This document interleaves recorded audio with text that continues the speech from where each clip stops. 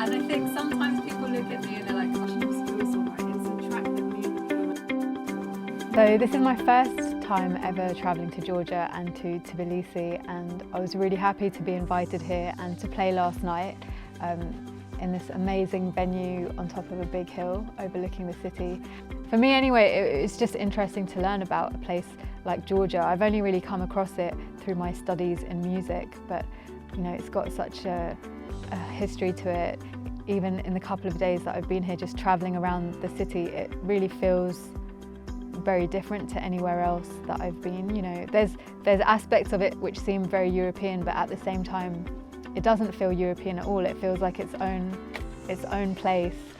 Being able to travel and being able to learn about each other's countries and things, like it's a really important educational process. So it's really nice to hear that the British Council and the embassy here have set up this project with Georgia, because I'm sure everybody will take away a lot of positive things from it.